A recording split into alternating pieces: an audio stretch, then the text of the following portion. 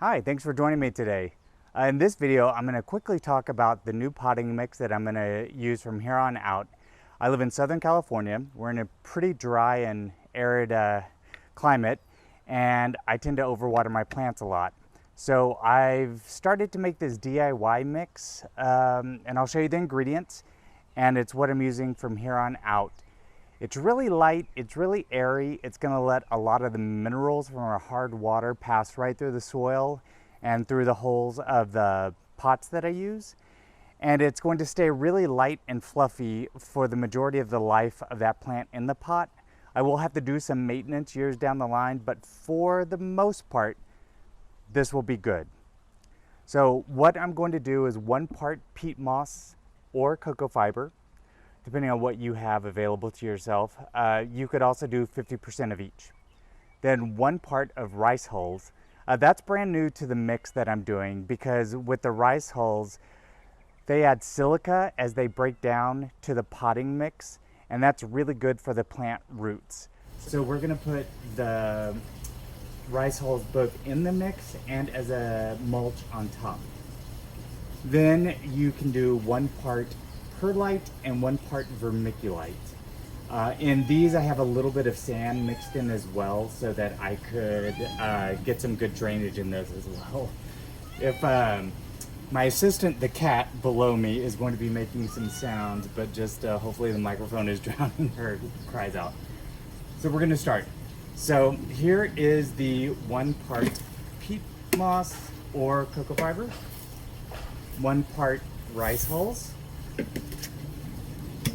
and then the 1 part vermiculite and perlite with just a dab of sand in both of them. Now, if you're indoors, you're going to want to be wearing a mask or have really good ventilation. The perlite and vermiculite can kick up some sand, and it's not healthy to breathe that in for a long time, especially if you're sensitive to air quality.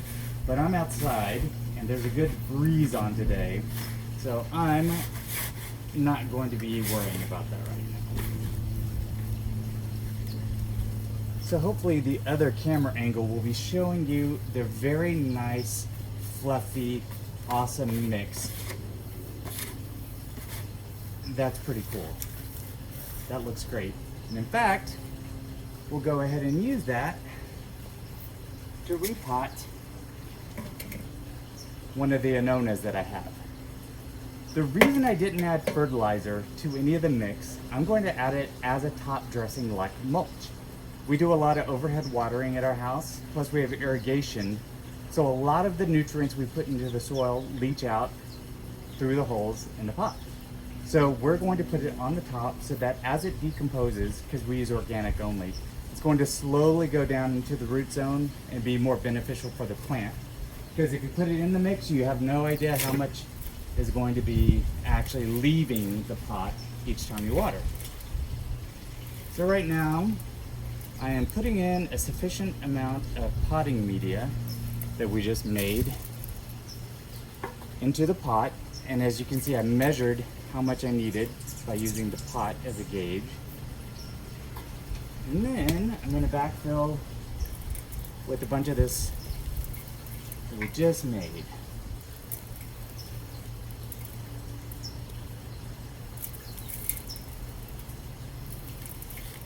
Now, I like to go and press down just on the sides, because that'll give the plant some good stability, and it's going to be good for what we're just about to do. We're going to get some flatness on here. Now, we're going to top dress with the organic fertilizer.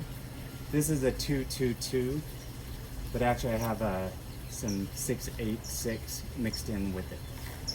But it's very light. I tried this. It's not that strong of a fertilizer. It breaks down very slowly, so I like to get a pretty good amount going there.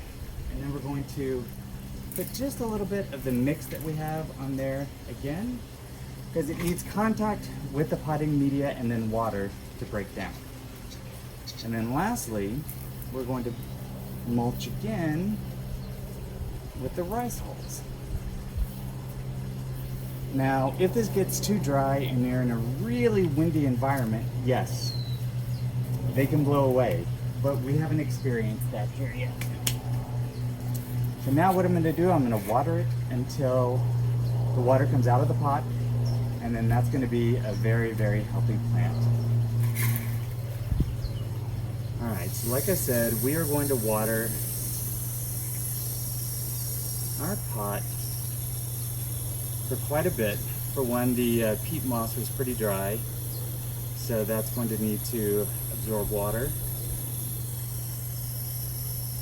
And I want to see the water coming out of the bottom of the pot.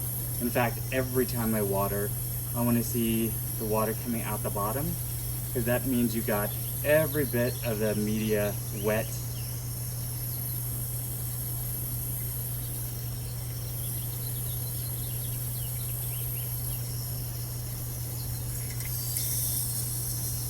Alright, now I finally see it coming out.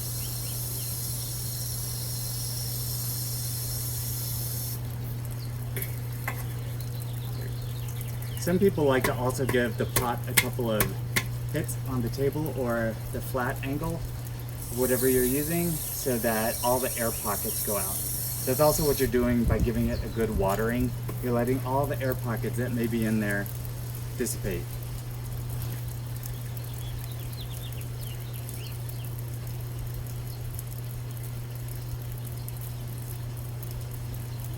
So thank you for joining me on the DIY potting mix that I'm using for all the tropicals and subtropicals and all of my fruit trees and everything else I have in the yard.